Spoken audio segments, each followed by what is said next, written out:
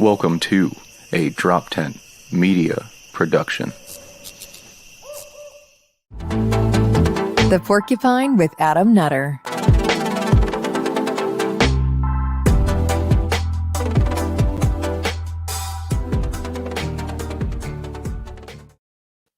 Yo, what's up, everybody?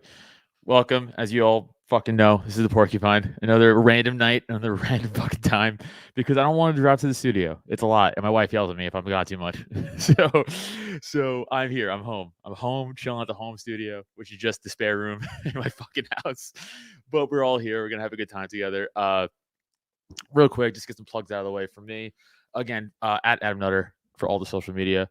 I pretty much took the whole month of November off for stand-up, except for one day, which is our monthly pop-in show that we do at our Drop Temp show at the pop-in, Chalfont, PA, right outside of Philly. Two shows, at 7 and a 9:30, November 20th. All your tickets, droptent.com/events. They're already selling out. I say this every month. Can't keep telling you guys. Get your tickets now, because no, you can't come in at the door. There's physically no room. I can't help that. I'm not being a dick. I can't squeeze you guys into a place that doesn't exist. So get your tickets, droptent.com/events. Also, if you want to support me directly, buy some shirts. Droptent.com/store for your Porcupine shirts and all the other great shit. I think that's it for me personally. Yeah. All right. My guest for this today, the man, the myth, the legend, you know him, the man from New Hampshire. Give it up for my man, Justin O'Donnell, everybody. Yo, what's up? What's up, brother Bear? Thanks for coming on. No, thanks for having me. How is life in New Hampshire, sir? I mean, it's freer than anywhere else, so I got to take that. I mean, it's almost winter. I had frost on my car for the first time, and I realized I haven't bought a new ice scraper thing in like 6 years, and so I finally had to buy a new one. But dude, as much as I love your state for freeness and all that stuff, I hate the Northeast for weather. I mean, I'm from New York, right? And then I moved from New York to PA. It all sucks. If what's keeping you from freedom is your refusal to wear a coat, I don't know what to tell you. I mean, listen, I like not wearing sleeves. That's all I'm gonna say. I wear shorts year round, man. Like, people get confused as hell. Like, how do you wear shorts and sandals in the winter? I'm like, how do you get used to it? Yeah, no, I was always weird. I was one of those weird short guys too. Like, I'm a bitch when it comes to cold weather. like I'm like, wrap me up. But I used to play football, so like my legs were always just kind of numb to cold. You know, I just kind of like grew up getting used to it. But yeah, I hate the cold weather, dude. I'm like, my nipples get hard. I want to go inside. I hate it. I'm too frail for the cold. No, I thrive in the cold. I love it. I do go barefoot and sandals year round, and I wear shorts. It's funny. There's a picture that goes around every winter as a meme. It's fucking hilarious. It's Adam Sandler walking down Elm Street in Manchester, New Hampshire, just wearing gym shorts and a poofy coat with an iced coffee, with just piles of snow plowed up next to him. And it's just like, you can take it's like Adam Sandler will never not look like he's from Manchester, New Hampshire. Dude, Adam Sandler looks like every dad on Staten Island, like in the winter, like every Italian dad, like when he dresses like that. I thought you were going for a Jew joke there. Like, no, because every Italian dad will like, oh, the fuck, like when it first snows, like they don't believe like it's gonna snow, so they'll just be out there with like a heavy jacket and shorts still. And I'm like, hey man, it's snowing. Like that you could wish it's not gonna all you want, but it's still gonna snow. And they're like, right. Like after the first snow, you'll see him with pants on. But that's how you know Staten Island's changing seasons. Like all the Italian dads are out there with their shorts and long jackets on. That's how it goes. Yeah, it's I don't know. New York's never been anywhere I wanted to live. Like, I grew up in Massachusetts. I joined the Army. I bounced all around, and like when it came time to land in New Hampshire, I didn't move for the Free State Project. All right, like I might appear to be like the Free State Project evangelical in group chats. I'm like, I'll just fucking move to New Hampshire, assholes. Like, fuck it. But like, that's not how I ended up here at all. Like, I moved after having a minor disagreement over gun laws with the Commonwealth of Massachusetts. So what was the disagreement? You left in cuffs, I guess. They won. No. So believe it or not, like flashback 2016, Gary Johnson's running for president. I'm working for Gary Johnson and Bill Weld, and one of the most stressful jobs of my life, because a lot of my job was trying to explain to people why Bill Weld was an appropriate choice. And oh man, yeah, right. Sorry for you. Like it's a pain in the ass. It's not easy to do. And one night, it was like a week before the election. I lived in Natick, Massachusetts. There was a nice range, a town over in Framingham, and I'm driving out of this range, and all of a sudden, just like the worst pain I've ever experienced in my life, and then crash my car, fucking come to in the emergency room, had an ambulance there. My appendix had burst, and I happened to have a vehicle full of firearms, and happened to be concealed carrying a 9mm handgun. The hospital is a gun-free zone. Okay. I did not enter the hospital on my own free will. Okay. And they suspended my license to carry and tried to confiscate all my firearms because I violated a gun-free zone. That's so bogus, dude. So it's like because you were essentially not of your own volition and you were kind of forced into a hospital, they're like, hey, man, you got to do a better job of coming to this hospital. Like, I wasn't like, it's crazy. It's like, but no, afterwards, like for a couple weeks, fighting with the state. Like they took my cats too. They said the apartment I was living in was condemned and it wasn't the legal dwelling. And like, it's like one day, all of a sudden I wake up fucking homeless, unemployed because I needed a license to carry for the job I had at the time.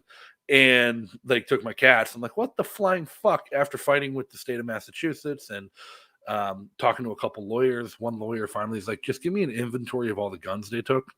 I'm like, that's some Fed behavior. And he's like, no, like, give me an inventory.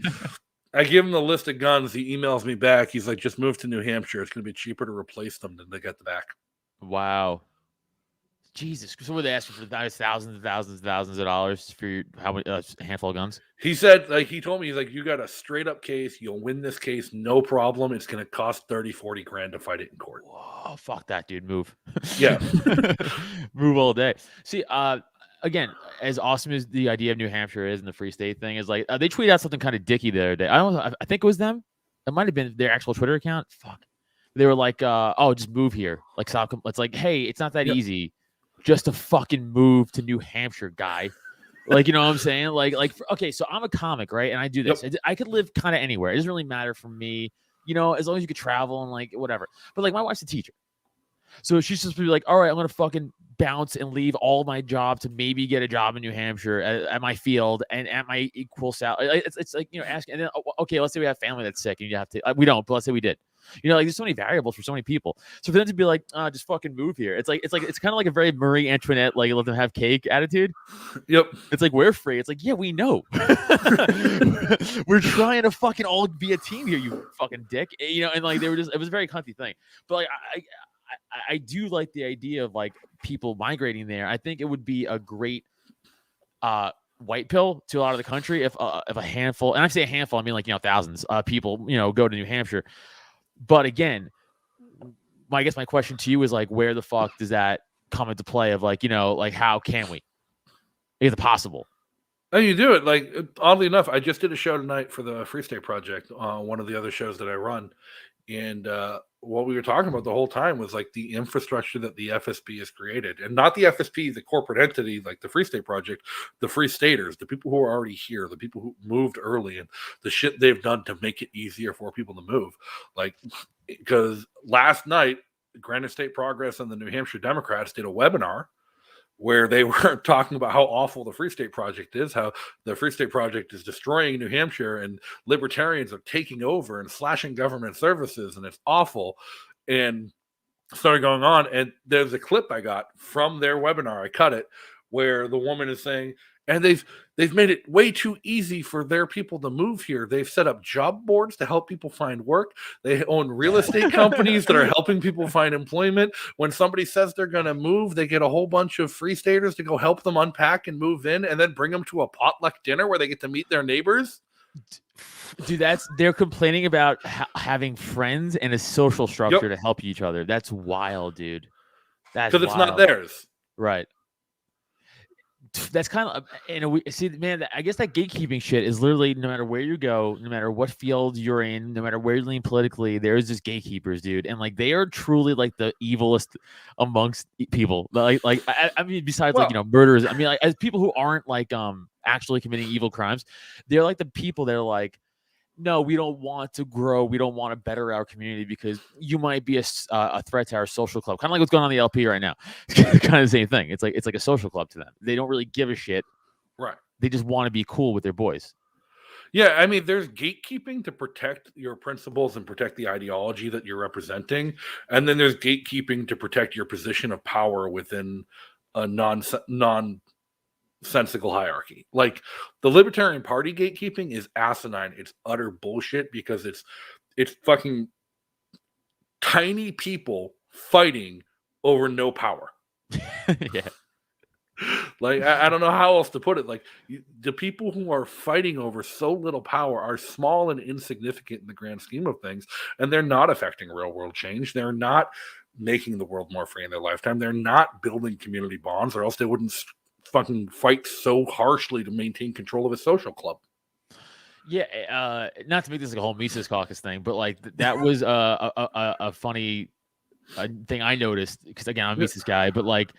They would complain and be like, "Oh, you guys are like evil." It's like, and they're like, then I look at like our group and we have like fucking 400 people somewhere, and I'm like, you guys physically couldn't dream of getting 400 people in a room together. Right. Like you just couldn't do it.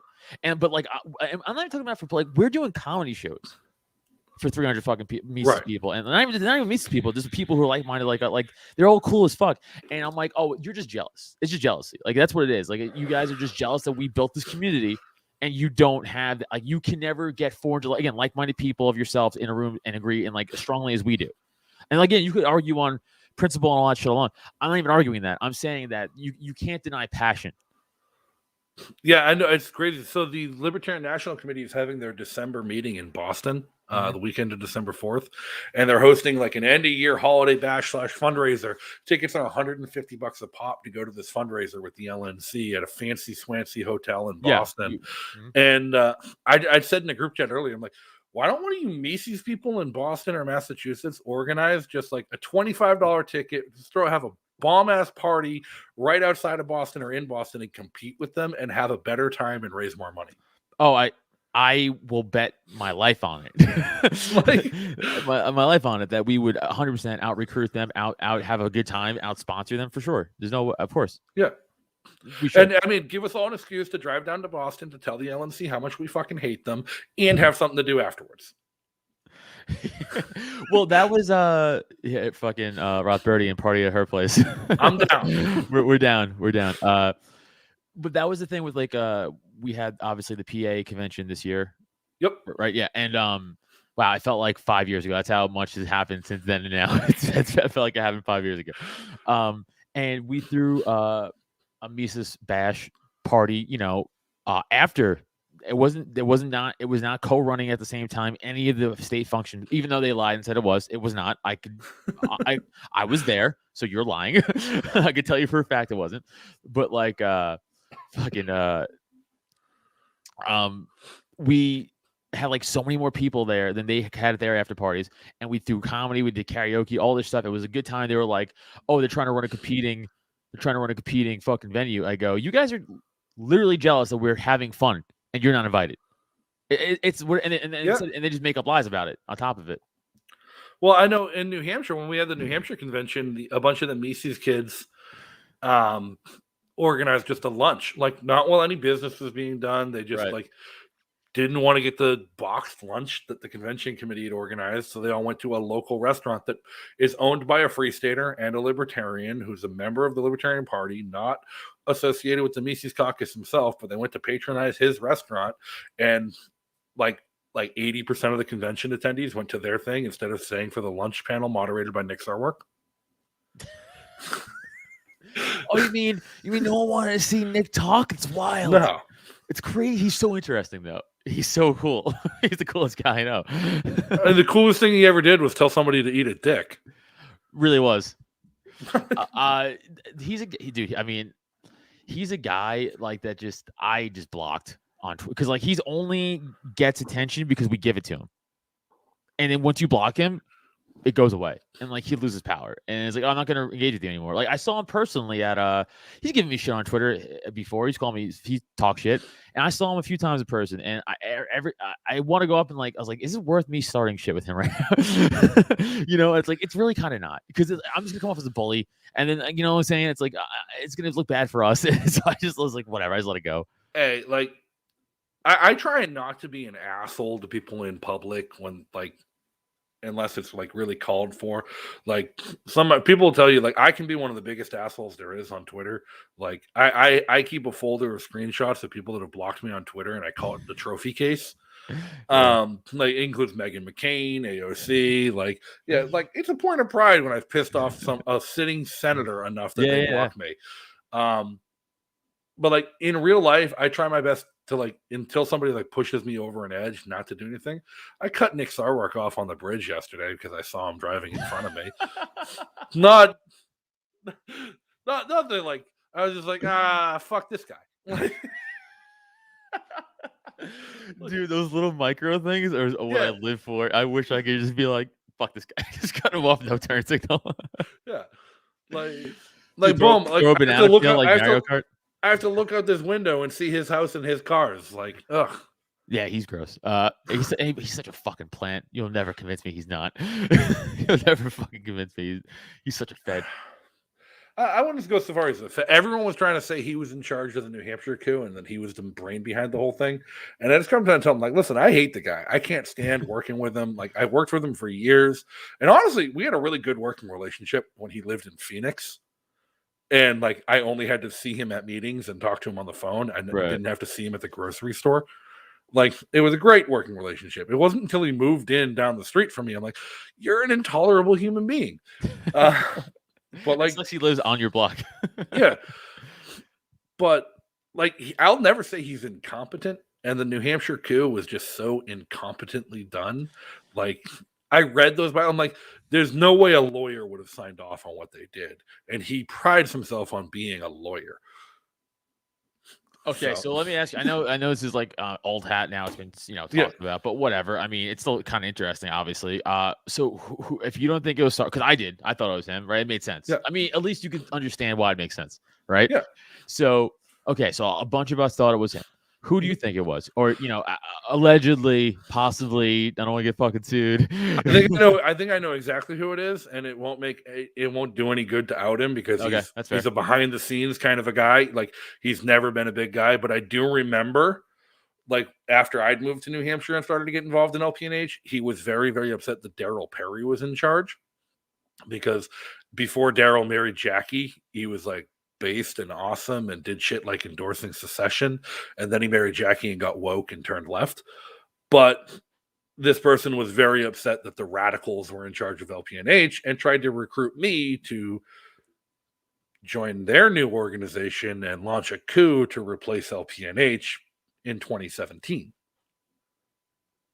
So, like, this plan wasn't new. The plan that pulled off with the coup in New Hampshire was nothing new. The people behind it have been involved for a long time in the state party, and they were very mad when Daryl Perry and the Radicals took over in 2017. Okay. And they've been planning it since then. Do you think the Delaware thing, that was like a co-plan thing? They were like, we're going to There was no planning in Delaware. Look at how haphazardly Will McVeigh's been doing all this shit. Like, he's fucking retarded. He doesn't know what the fuck he's doing. He's making it up as he goes, and it's failing and blowing up in his face at every step. Dude, his dad owning him on Twitter constantly might be the funniest thing ever. His dad's on Twitter? Or Facebook, whatever. I don't know. Whatever social media, whatever he's doing it on. Hey, honestly, all these memes get blended into one thing after a while. But hell meta. Yeah, all hell meta. But like his dad just on Twitter or Facebook being trolling and being like, that's not what liberty is, dude. Like, whatever this shit he's saying. It's wild. It's fucking wild. And I'm like, dude, your dad thinks you're a fucking tool. Yeah, like, it's absolutely mind-blowing. Like, I watched his interview with Dan Smots, and I'm just... Same. Dan, like, cornered him into admitting that he did wrong. He's like, yeah, what I did was wrong. It was shady. It was authoritarian. But you know what? I did it. He literally almost was like, it was good for the good of the people, like a real commie. He almost said that he almost wanted to say it every time. He was like, for the good of the people. Well, the worst was like right after Will seized control and seized power in Delaware, he had a rant on Facebook, which like I agreed like 99% with, where he went full Hoppian. Like he went full Hoppian monarchist. I'm like, he's fucking on to something here. And it was a rant about how democracy is terrible and leaving your institutions open to the whims of the people is going to destroy their messaging and destroy their purpose. Like, he's got a fucking point. It's just he's not the right one. Right. It's like, yeah, you're a douchebag though. like I can support a full Hoppian message here. Like monarchy is better than democracy because there's only one target. But right. Yeah. See, this is like, for me personally, like when it starts to get to the really philosophical libertarian stuff, I'm like, I don't know, dude. I don't think I'm smart enough for this. Like, I just like, because it's like, and again, I get like all arguments for like the monarch thing and the government thing. I go, yep. And like it's all bad, right? All bad. It's all bad. We all agree on that. But like, I'm not so like gung ho on my own belief on anything where I'm like, that's the way to do it. You know what I'm saying? What I just believe is like, I just think this isn't it. And like government's not the way to go, obviously. Right. I'm not saying we should become a monarchy either. Burn it all to the ground. Well, no, Winston Churchill said democracy is the worst system of government except for all the others. Right. And that's because all the others have been pretty goddamn shit. But you have things like, you look at Liechtenstein as a perfect example of how monarchy can work, where you have the crown prince, Hans Adam II. He's the fucking supreme overlord of Liechtenstein, who happens to be an anarcho-capitalist. He didn't start governing as an anarcho-capitalist right away. He fucking tried immediately to abolish the monarchy.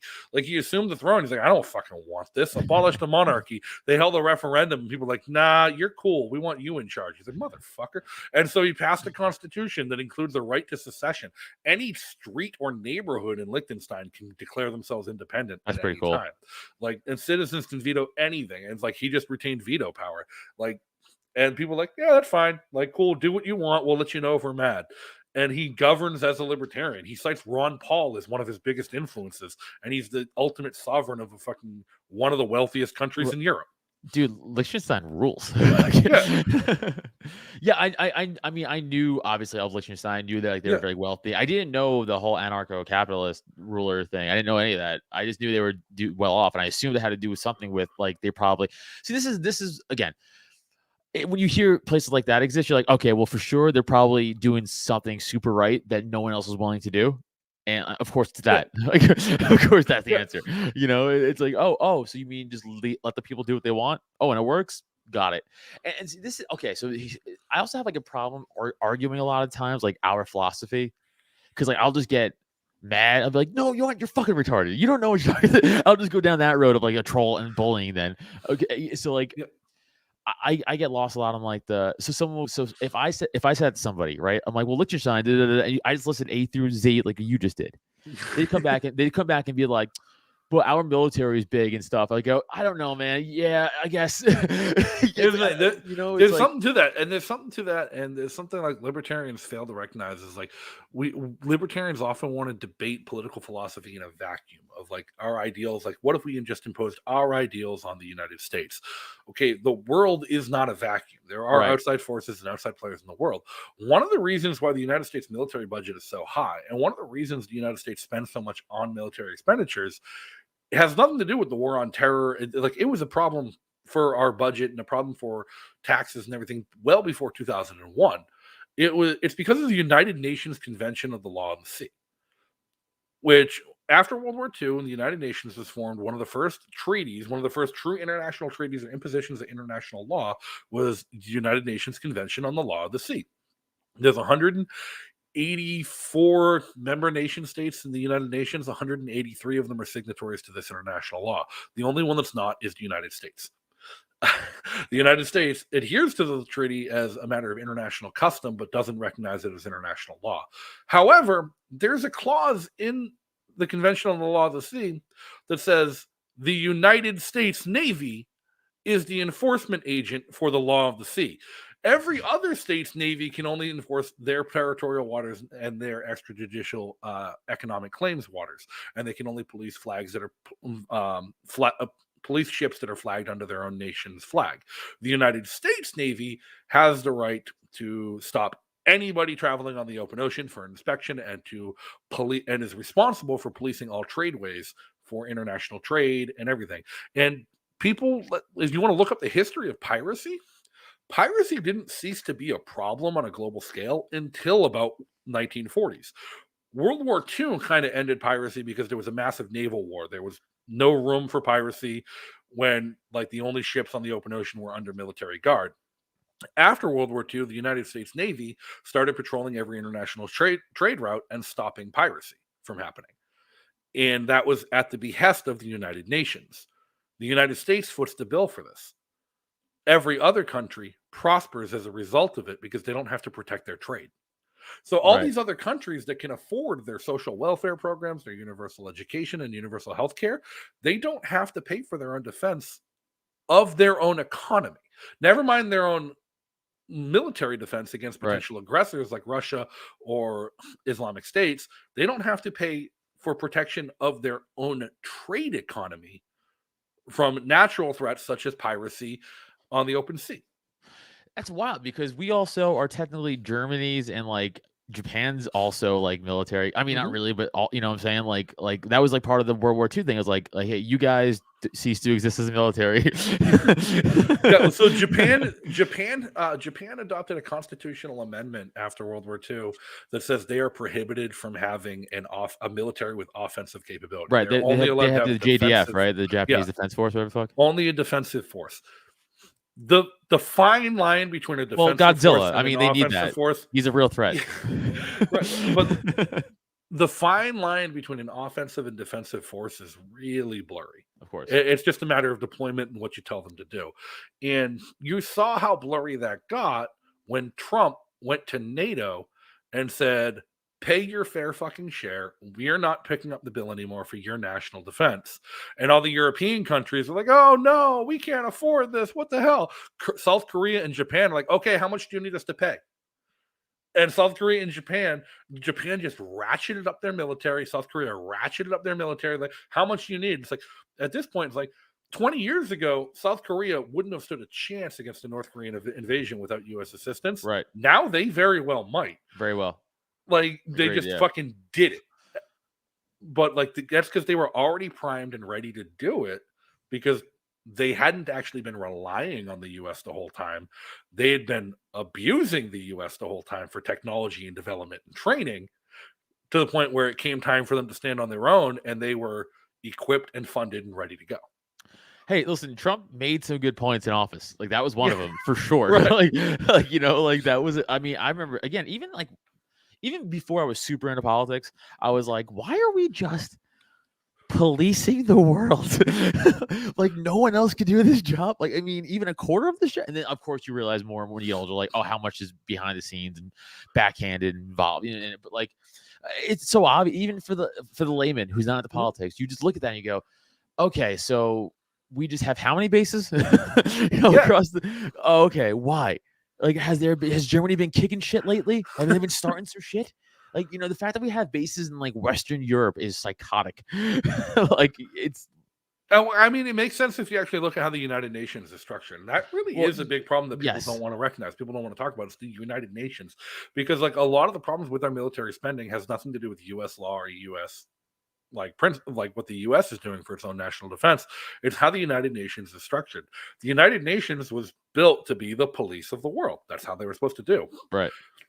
There's 2 chapters in the United Nations Code, Chapter 5 and Chapter 6, that deal with deployment of military and policing and police action around the world. Title 5, peacekeeping, they can pull troops from any country that's willing to contribute troops to a peacekeeping operation, and it's usually countries like India or Bangladesh or African countries that'll contribute to peacekeeping because the UN will foot the bill for their training. Okay. Peacemaking under Title 6 of the UN Charter is active combat and police actions where the United Nations will deploy forces in to make peace, not keep peace, to like actually go into combat. And Title 6, I'm sorry, I got this flipped. It's Title 6 is peacekeeping, Title 5 is peacemaking. For the longest time, there was only one recognized chartered Title 5 organization in the United Nations that could engage in those operations: NATO. Okay. Like now there's the African Union, now there's the Southeast Asian Union, and other Title V organizations, but those are all new within the past 10 years. But from like World War II up until well into the Iraq and Afghanistan wars, NATO was the only Title V organization under the UN Charter that could engage in peacemaking. And under the United Nations Convention on the Law of the Sea, the United States was the one financially responsible for all of their logistics. Surprise. Right. Shock. Okay, so here's now I want to say conspiracy theory, but possible worry, especially because the left in this country is just so fucking, I think, cracked.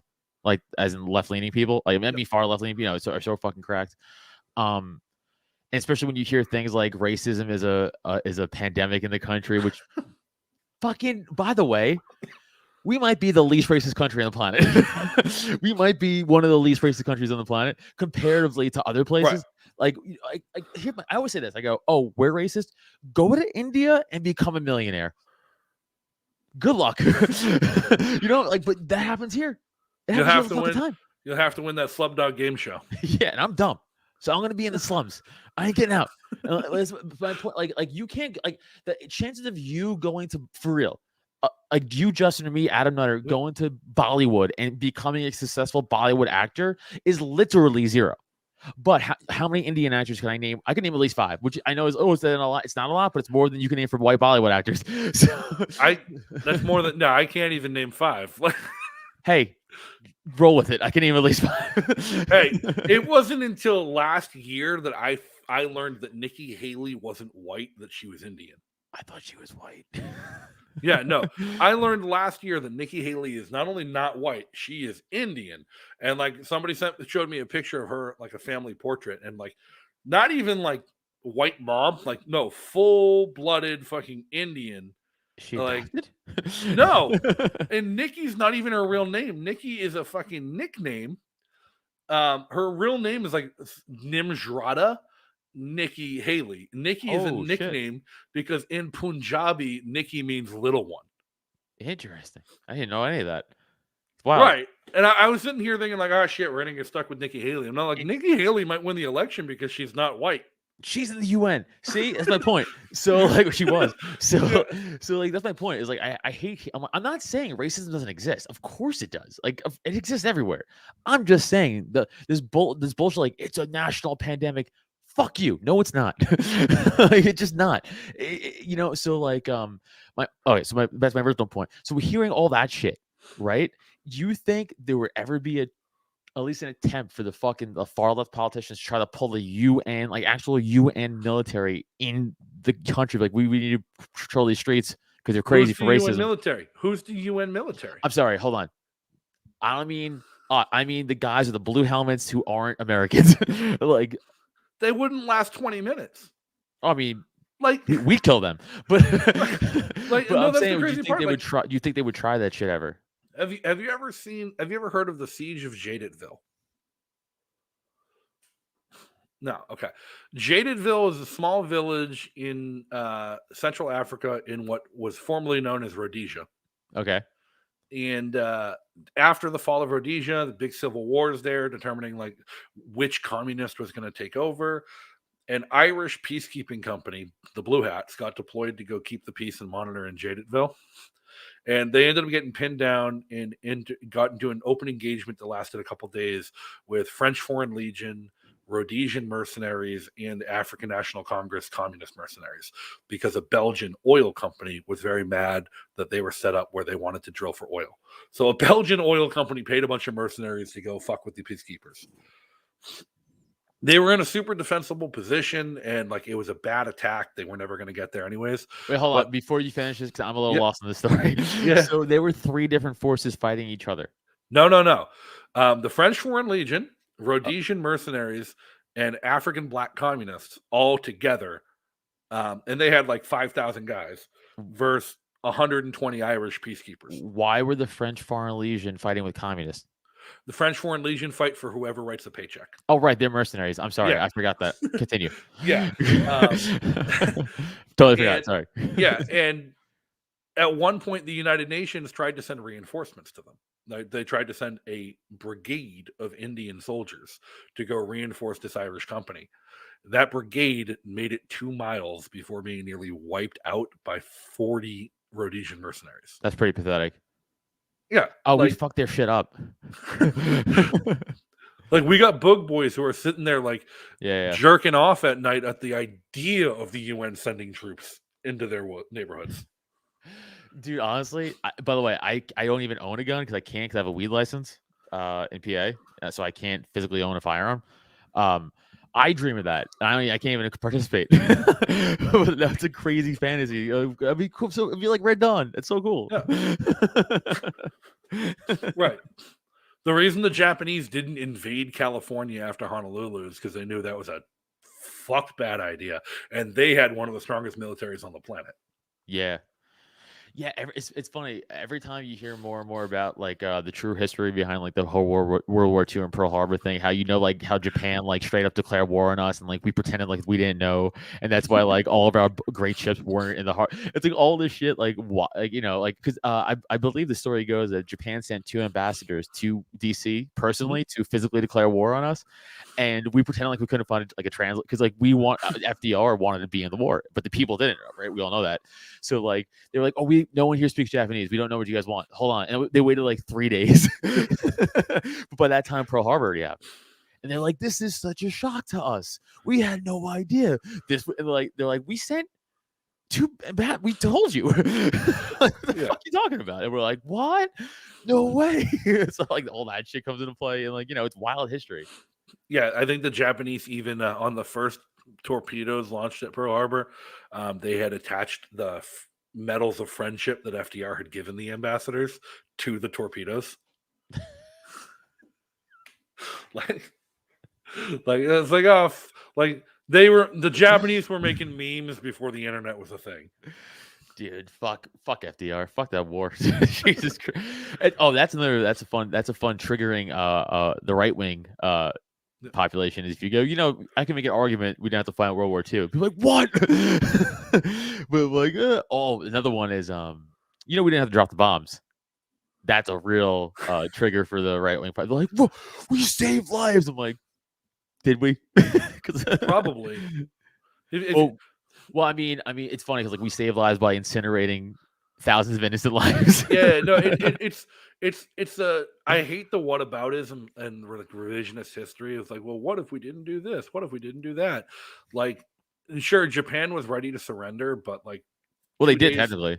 Yeah, 2 days before we dropped the bombs, Russia declared war on Japan.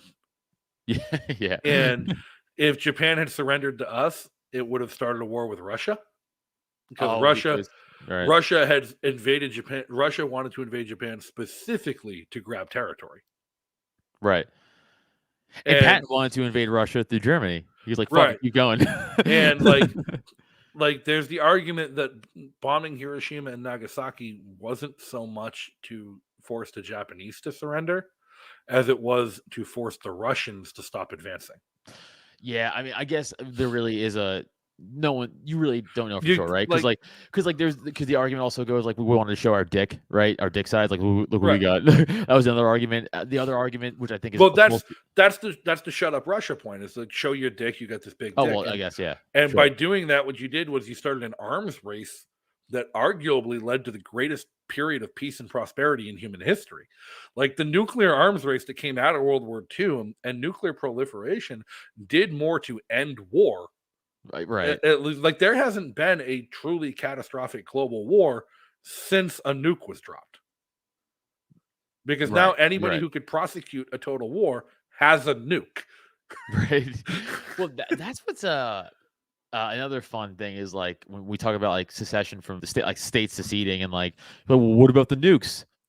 What about them? Like, you think Indiana's going to launch a nuke against Russia, like on their own? Like, no, but Texas might launch one against LA. I mean, would we blame them? No. We'd be like, all right, you get one. That was a good spot. Like the Californians aren't sending their best. Or how about, dude? Because you know what? People from LA truly are retarded. Because even like they leave LA, right? A lot of people left LA to go to Texas, and then they just voted how they would have in LA. Yeah. And I'm like, you left for that. Somebody asked us about that tonight. They're like, are you guys worried about being so close to a major liberal metropolitan area in New Hampshire that as you make things so much better and more attractive in New Hampshire, people from Boston are going to start moving up and voting away your freedoms? And it's like, that's an actual concern. Like, yeah, absolutely, we have that concern. But like, if you do things the right way, like they get up here and they're free and prosperous, and like, if you strip away enough of the government that's causing the problems they're trying to address, there won't be a problem for them to address by creating more government. Right. It's an interesting thought, but fuck yeah, I guess there's no also solution, right? There literally is no answer. You don't know because it hasn't also happened yet.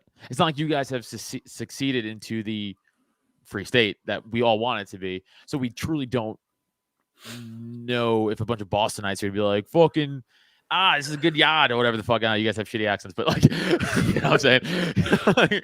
like, so we don't know if they're just gonna storm it or not. Or again, it's just it's like what I brought up before, right? It's like, well, everybody just can't fucking move. Because I'm sure the same, especially like, okay, Boston's a major city, just like New York, right? Like, there's a lot of businesses and firms in Boston. I'm sure just can't pick up and move to New Hampshire. And I'm sure it's a a money that just can't pick up and move to New Hampshire either. I mean, I don't know. I'm assuming. Here's the thing, and honestly, I'm going to give COVID credit where credit is due. COVID-19, the pandemic, and the government response to the pandemic, I think will have been an economic net positive 10, 15 years down the road from now. It's going to suck in the meantime. The inflation is going to be awful. But what we're going to see, and what we're already starting to see, is major companies, economic institutions, banking institutions, financial institutions are sending people home to work. You no longer have to commute to an office in most sectors, other than a retail and service industry. People are working from home as often, if not more often, than they are going into an office. And at the same time, this is making people happier. People are more productive at work. People are using less downtime and less time off while at work because they're already at home. A lot of companies are transitioning to more flexible scheduling where it's performance-based instead of time-based because of this. And people aren't commuting. People are saving an average of 2 hours a day on their commute, which is an environmentally positive impact as well as a cost savings impact by not having to spend gas money when we're seeing outrageous gas prices. And the companies are starting to shutter offices. They're starting to close down office parks here in New England because companies are sending everyone to work from home. There's no need to pay the overhead on an office anymore. There's no need to pay for all that infrastructure, which leads to cost savings for the company, which in turn, they're increasing wages and increasing benefits to attract employees because we have such a shortage of people willing to work in those positions right now. I think we're going to see a wholesale shift over the next 10 to 15 years of corporate America transitioning to a work from home environment. And that's going to mean, like, sure, the company is registered in Boston. It's a financial hub, but you're working from Manchester, New Hampshire in your apartment. Okay, that makes sense. And in the meantime, all these office parks are going to make great real estate for affordable housing developments. Right. So, because I guess theoretically for the stock market, you don't have to live in New York as long as you're registered in New York, like your business is in New York. Right. That's a great point. So I guess it doesn't really matter. Right. But then in that case, then that sucks for the other point where it's like, well, they could go fuck up your shit. Right. And like we're seeing, like New Hampshire has seen record immigration this year from outside of the state into New Hampshire. And it's not all free staters. It's a lot of people from New York and Boston who are finally freed up to work from home, who are moving into the North Country and rural communities because they don't actually like city life. They just like the income that comes with living in the city. Right. So you guys introduced the bill again, I believe, to secede, right? Like recently, last 2 months. Yep. And I think they've maxed out on the number of people that are allowed to sponsor it. It's a constitutional amendment to declare peaceable secession from the United States. So, okay. So talk to me like I'm a turtle. so this got put into like legislature or whatever, right? Like as a bill, and then it got passed through something, It hasn't passed anything yet. Okay. It's got the maximum number of representatives that are allowed to co-sponsor it. Like there's a limit on how many people can co-sponsor a bill, and it's maxed that out. No other bill has a maxed number of co-sponsors, Right. but it's maxed that out, and we've seen just four more state reps came out today in favor of endorsing it. I saw NH Exit had posted.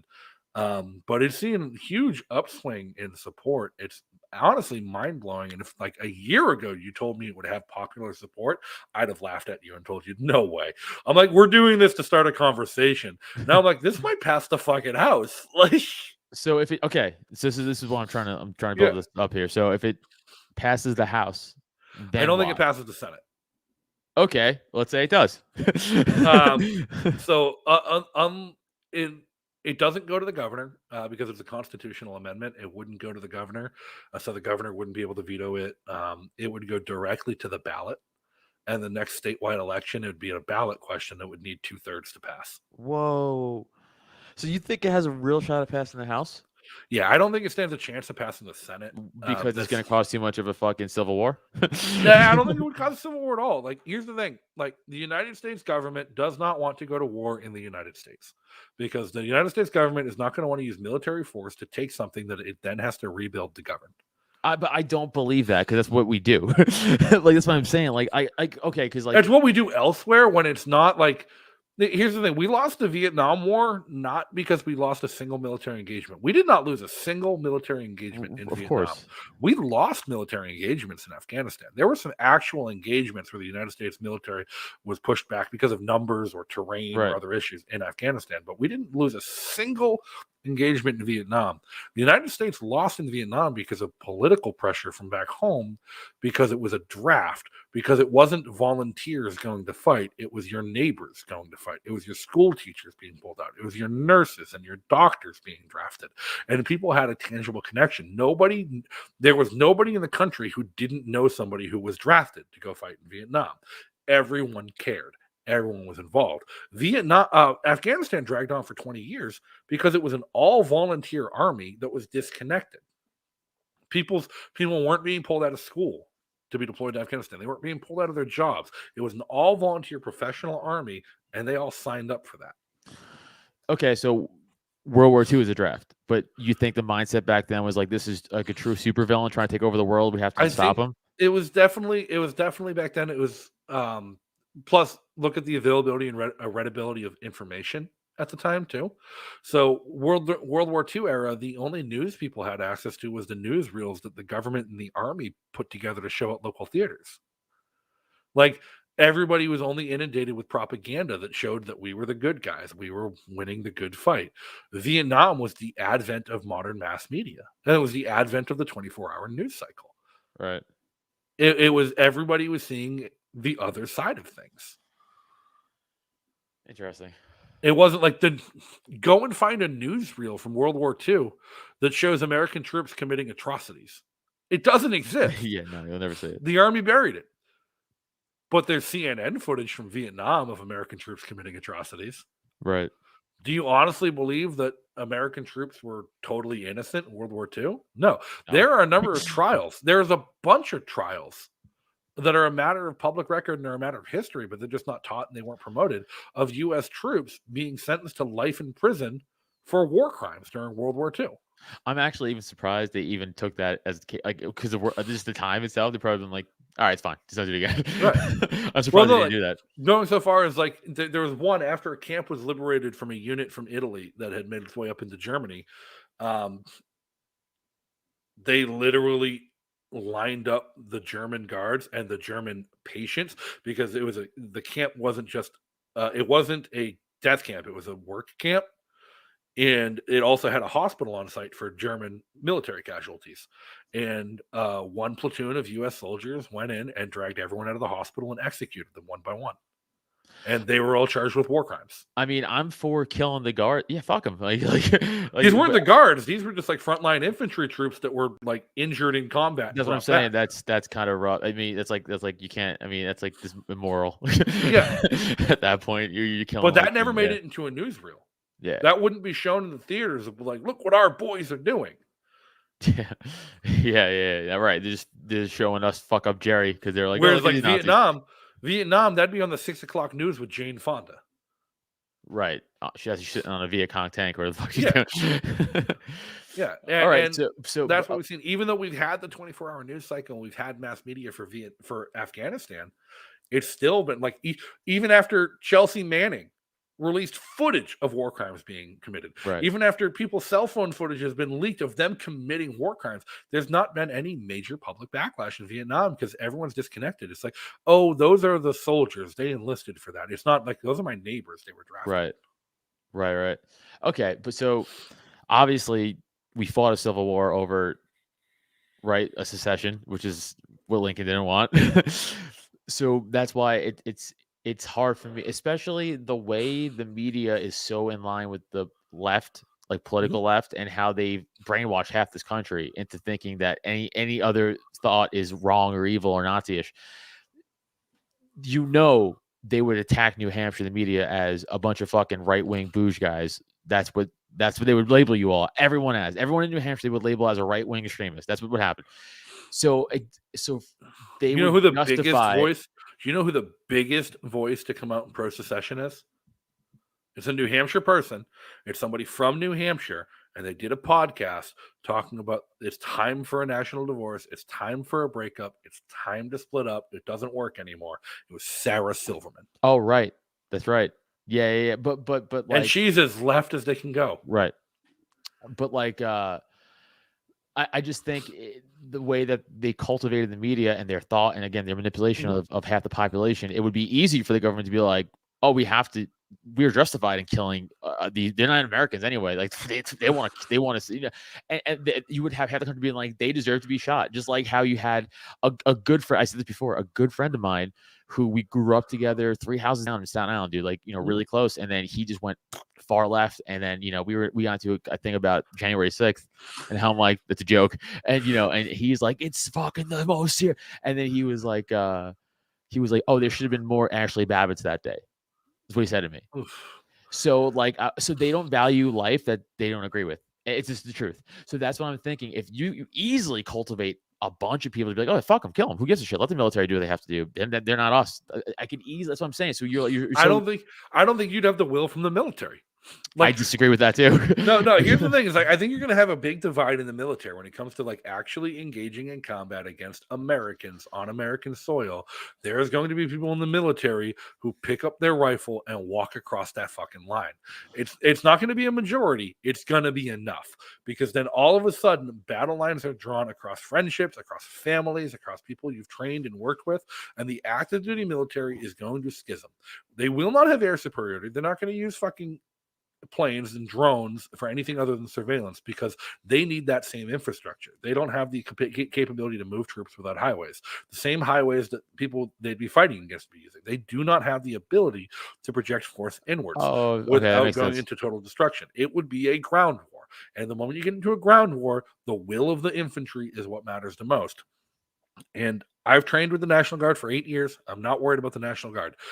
I'm worried about the active duty guys. Yeah, of course. I'm worried about the active duty guys. And I'll tell you, like, there will be enough of a schism, even if it's only 10, 15% of the active duty military that says, fuck no, we're not doing this. That is enough to destroy their combat readiness and create a palpable inside threat to the United States military. Okay, so this is my devil's advocate point to that also. But I'm not even disagreeing with any of this. This is just how my brain works. I'm just thinking of all the different outcomes. So like, okay, so remember how, again, a bunch of right-wing people were like, fucking take my gun. It's like, well, the cops will take your guns. Like, it's right. So it's like, they'll do it. The cops are going to do it, not the politics. So it's like, they're your boys, but they'll take your guns in 2 seconds. The cops, I didn't see a bunch of cops resign over fucking enforcing lockdowns. I didn't see a bunch of cops stop arresting people over business openings during they were all American citizens, and they blindly followed and took away people's rights and their businesses and their families just because the fucking politician told them to. And I understand it's not the same as shooting somebody in the street, but it kind of is in a way. So that's why we're like, well, yeah, maybe some of the military won't do because it's a little harsher, but I saw about 0% of the cops do it. So I don't fully believe that. Oh, it's because we're Americans. I think that shit's done, dude. I think like the media, again, it's been so manipulated where you have enough of the cops. I think a lot of your experience. I think a lot of your experience is just a matter of cultural distinction. Like New York should not be in the same country as New York I agree. State. I agree. Like it's not the same culture. I It's agree. not the same upbringing. The people are not the same. But like, just look a little bit over from New York and Connecticut. About 10 years ago, Connecticut had passed a law requiring mandatory registration or confiscation of all firearms in Connecticut. So if you don't register it, it will be confiscated.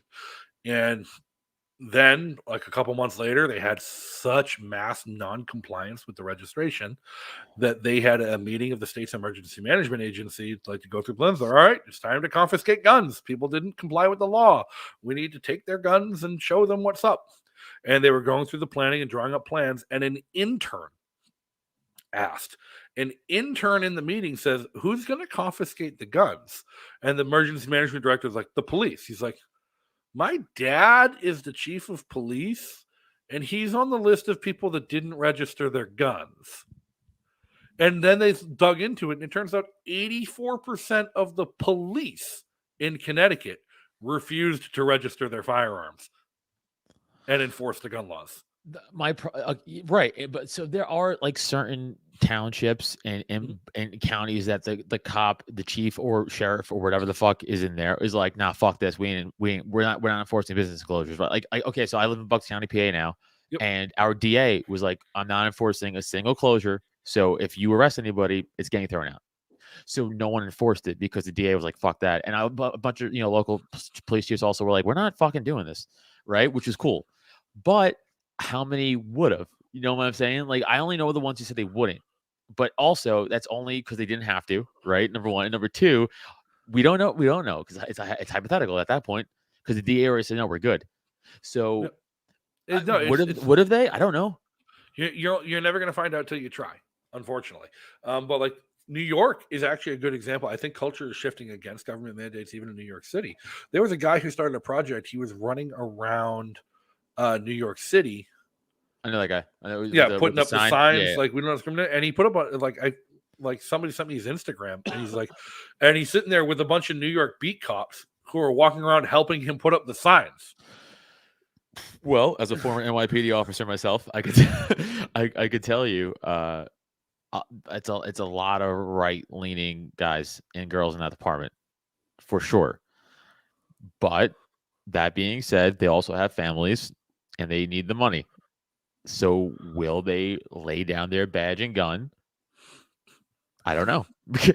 You know what I'm saying? Because they have incentive not to. They have fucking people to pay for. They have kids.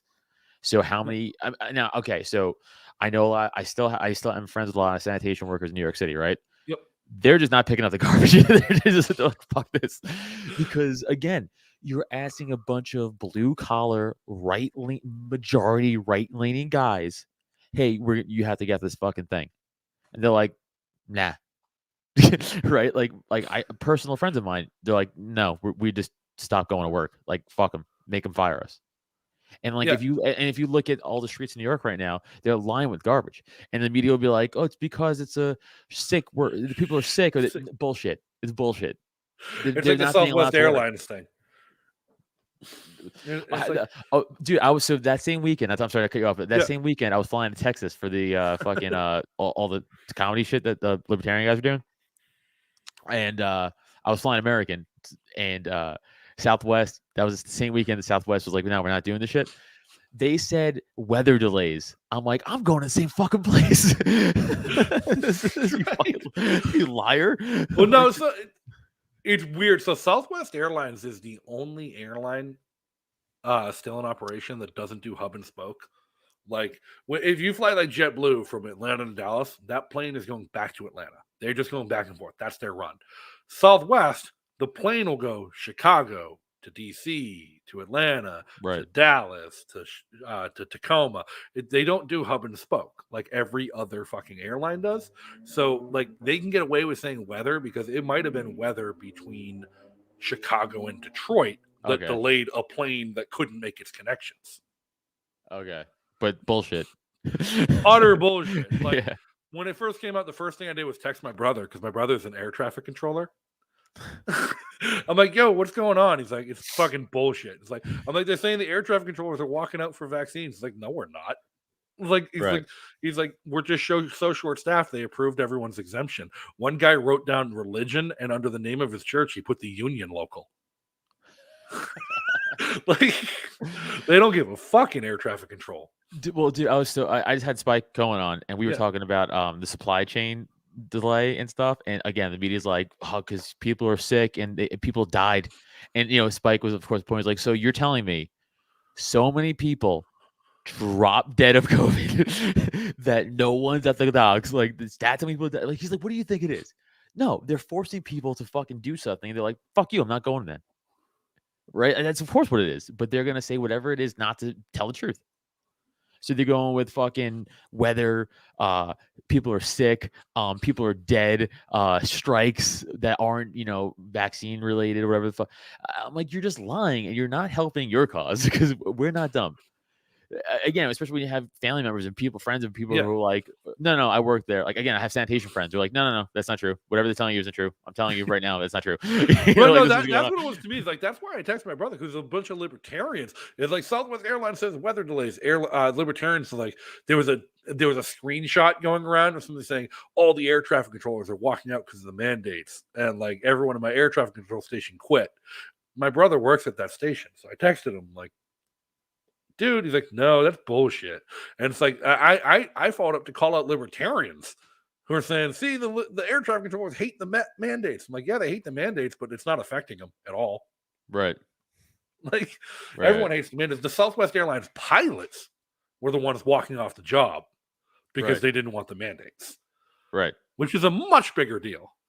Which is what we need, like, for like this country to fucking 180 this shit. Because this is so okay. So that's what we can talk about. We'll wrap it up on, I guess, the all this vid stuff. We gotta be careful. I'm like fucking throwing off the goddamn YouTube. But so the court just put a stay on that order, right? Which is good, but that doesn't mean it's struck down. That just means they have substantial reason to think it's unconstitutional, right? I believe. So I don't know how many states signed on the lawsuit. Like 28 or 30, something like that. I know New Hampshire was one of them. And the court basically said there's reason enough on the surface to think this might be unconstitutional. We need to examine it. And so you cannot enforce it until the lawsuit is heard and settled. And so if the lawsuit goes through and the lawsuit finds that it is unconstitutional, they can't enforce it at all. Isn't that nuts how they have to say this might be unconstitutional? Like, motherfucker, it is unconstitutional. What do you mean it might be? So there is precedent. That's the thing. And like, I'm not a lawyer. I'm just an autistic asshole with an internet connection. We all are, bro. We're libertarians. Jacobson v. Massachusetts was a 1903 First Circuit ruling that was upheld by the Supreme Court, which allowed the state of Massachusetts to impose a smallpox vaccine mandate. And it put a mandate and said, you have to get the smallpox vaccine. No exceptions. It was upheld as constitutional because, and the decision goes on about public safety being more paramount than individual liberty. And this case was cited by Justice Amy Coney Barrett when she denied an appeal when a bunch of students in Indiana had sued the Indiana State College for requiring them to be vaccinated. And she cited Jacobson v. Massachusetts as, this has already been settled. They can require you to get vaccinated. The discussion that has to be had in this case is that was a personal mandate and it was a civil penalty. If you didn't get mandated, you had to pay a $5 fine. In 1903, $5 was a lot of money. But it's not illegal. It's just expensive to not get vaccinated. This isn't a personal mandate. It's a mandate on employers regulating business. And so it might violate the Interstate Commerce Clause. Okay. So it's approaching it from a different angle as to how it might be unconstitutional. By the way, I don't agree with the other law ruling either. I don't agree with it either. That's psychotic to me. Here's the thing, and I always, whenever it comes up, like I tell people, I'm not a lawyer. I'm an autist with an internet connection. This is what the law says. This is how the Supreme Court has interpreted it in the past. But this is what Spooner says. And Lysander Spooner said, be the Constitution one thing or another, it has either allowed such a tyrannical government as we have to exist, or it has been powerless to prevent it. Either way, the document is unfit to exist. Interesting. Okay, so do you think then it gets shut down or it gets through because of corruption. That's honestly what I think. So the court system in this country was supposed to be entirely apolitical. That's the reason they're appointed, not elected, Right. and they're appointed for life. They don't have terms, is because it's supposed to be separate from the political process. However, in the age of mass media, the courts tend to respond to public will. Like you can't get but there's no such thing as an unbiased jury in a high-profile case. Right. Like I remember when Zohar Zaneyev had his trial in Boston, his lawyers petitioned to move the trial to another district. They're like, we don't want him tried in Boston. We can't get an impartial jury in here. I'm like, no shit, because he blew up the marathon. That's like no kidding. Yeah, right. You can't get an impartial jury. No fucking way. They took them 4 years to get a jury seated for Whitey Bulger because they couldn't find an impartial jury for Whitey Bulger. They couldn't find it. How hard was it for them to find a impartial jury in the Trayvon Martin case? Because by the time they even got to jury selection, it had already been tried in the media. Right. And now we're seeing that with Kyle Rittenhouse. Now it looks like the prosecution is intentionally throwing the case in the Kyle Rittenhouse case because they don't want to deal with the backlash from popular support. Well, we all saw that video today, and that great picture of their heads just like fuck. when that kid was like, "No, I want to shoot him in the face." Like, there's no way that kid wasn't coached to say that. There's no way the prosecution isn't tanking their own case on purpose because they're bending to popular. They're seeing what's happening in the media. Well, that kid's straight innocent. That's crazy. Also, he killed 2 pedophiles. Who gives a fuck? Who gives a fuck? Good, he's a hero. Also, like, hero. What are the statistical odds of that? I mean, I don't know what the given rate of representation of pedophiles in the general population is. Well, I'm going to say the given rate of pedophiles in Antifa is high. So apparently, because like 4 shots and 2 of them found a pedophile. But dude, like, fuck those guys. Honestly, don't care. I've tried to like take an open-minded approach to the Rittenhouse thing, like from a legal perspective and a jurisprudence thing. I'm like, I don't know if he's guilty or not. Like, I know I wouldn't fucking put the kid in jail for what he did. I see it as a valid form of self-defense. But under the laws, the way they are written and enforced, I don't know if he's guilty or not. I've seen video evidence that can sway me either way. It's really going to depend on the witness testimony as far as the application of the law that exists. Like I had a friend of mine get real mad at me. Like, how can you say he's not innocent? I'm like, I didn't say he's not innocent. I just said, like, I don't know. Like, did he provoke it? We don't know. There's a lot that happened before that camera got turned on. And that's what they need to talk about. It's like the OJ thing too, right? Yeah. So fucking high. It's like all these, but that's why like this whole system is just fucking trash because it doesn't matter if it's high profile, dude. Good fucking luck. If you are the defendant, good fucking luck. That's what I think is going to happen with this case. It's 28 states. If it's 28 states, it's a majority of states have signed on to sue the federal government in opposition to a mandate. And then we just saw the election in Virginia, where Virginia was trending heavily towards Biden and heavily towards Democrats, and then they just got fucking trounced. Right. And the Republicans not only took the governorship, they took a super majority in the state legislature, like something they haven't had since the Civil War.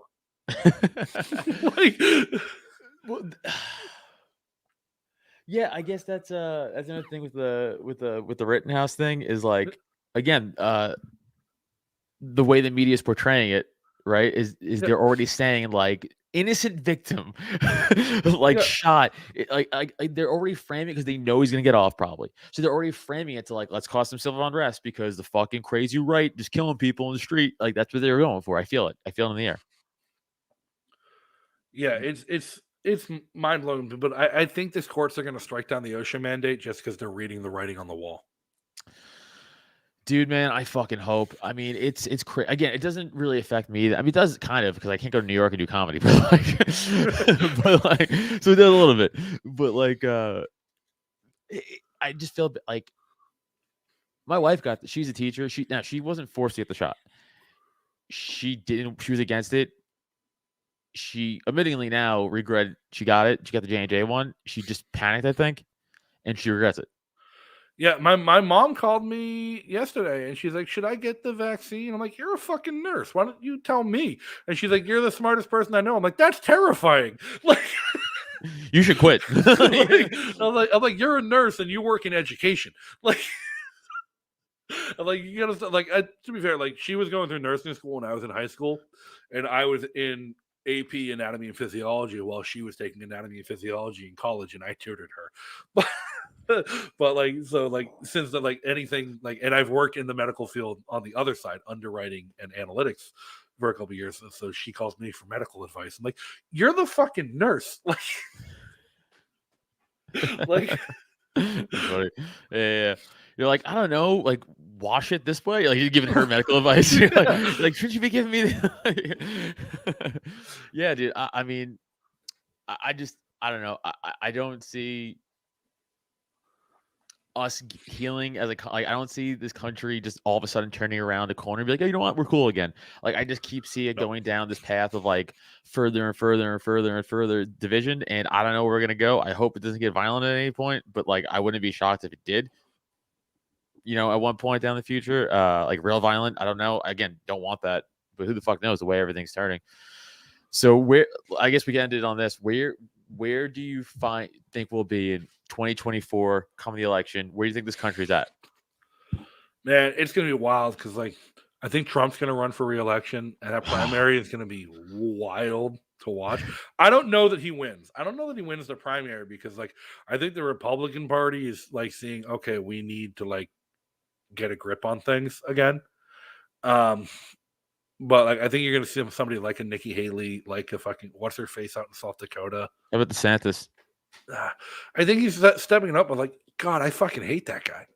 Yeah, he you know what he is to me? It's like I like that he's like fuck this shit, right? But it's like the way he goes about it. I'm like, well, you're kind of like, okay, he's like, I'm gonna write a law where you can't make mandates. It's like, yeah, okay, that's just as bad. You understand that, right? It's like that's worse. You get how that's worse, right? Like I get. It's like it's almost like I get his enthusiasm. I'm for his enthusiasm, right? But it's like you're going about it the wrong way. It's like I don't know the right way necessarily. I just know that's not the right way. But again, I'd rather see this is the shitty thing that we get put in. Now I get put in the position of like, well, I'd rather that guy than you know what I'm saying than fucking a Democratic governor who's gonna for sure just fucking shut everything down for his own personal gain. Yeah. So it's like you putting me in this position was like, of course I'd rather have a DeSantis. Of course, I'd be psychotic to say it otherwise. Because like I know for a fact I'm not gonna have to wear a mask and fucking have a shot. Yeah, no, that's the point. Like Pete Quinones has been making, it's right? Like, but like, and I disagree with it a lot. Like I have some respect from Pete. I know me and Pete had a big blow up like a couple weeks ago. He said some nasty things. I said some nasty things. Well, you guys should just kiss. I made a video, but no, we talked. We talked it out. I took down my video.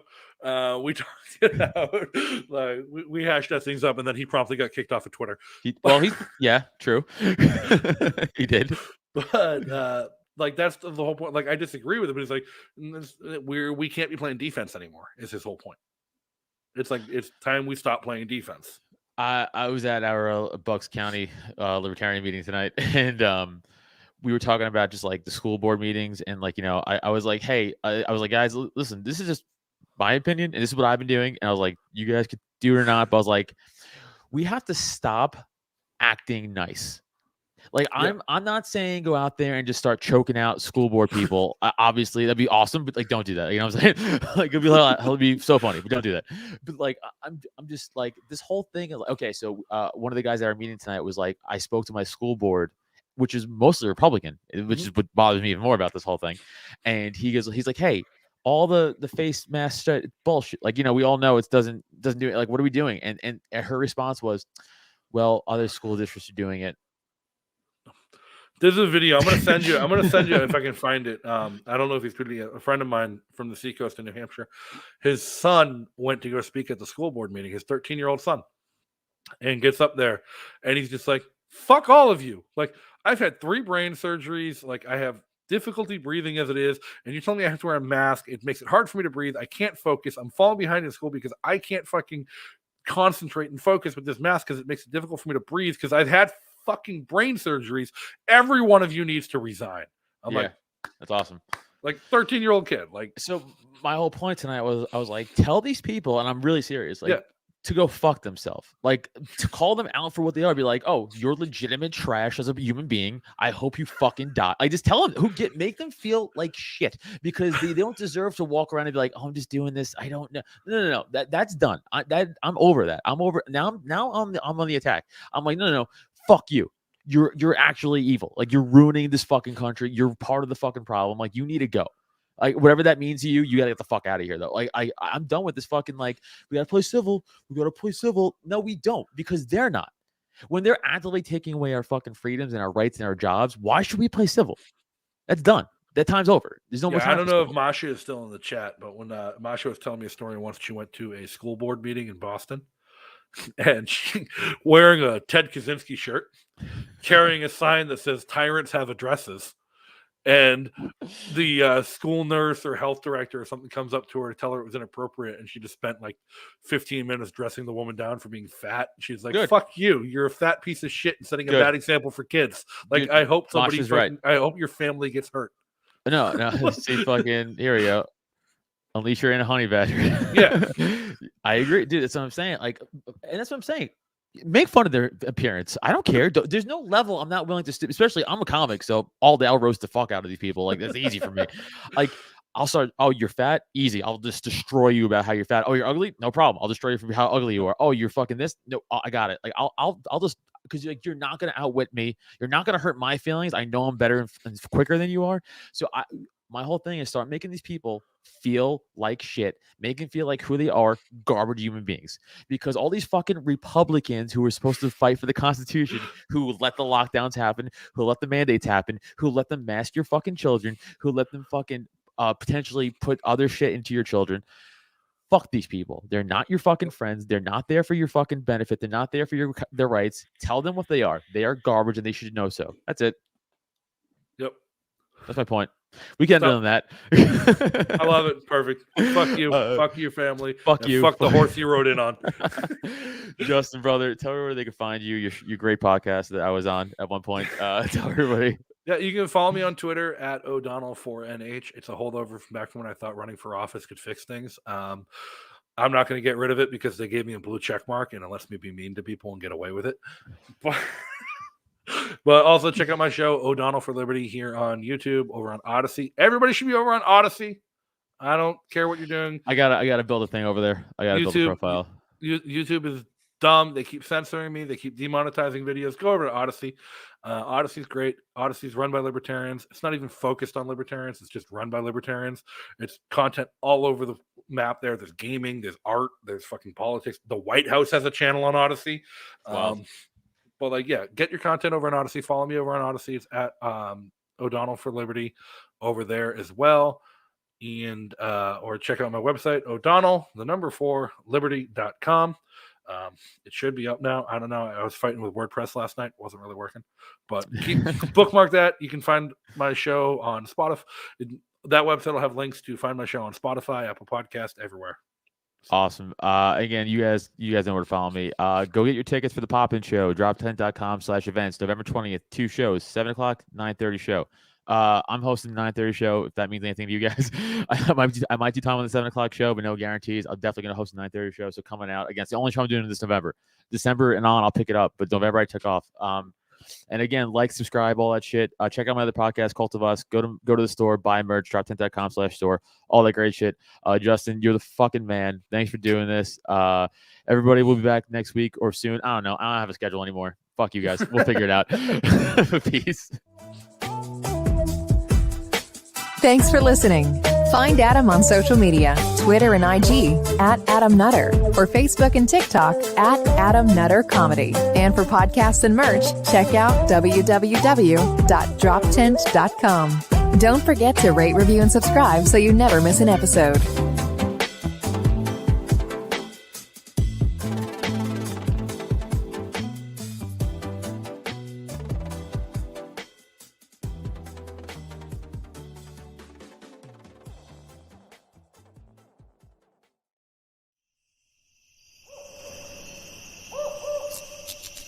This has been a Drop Tent Media production.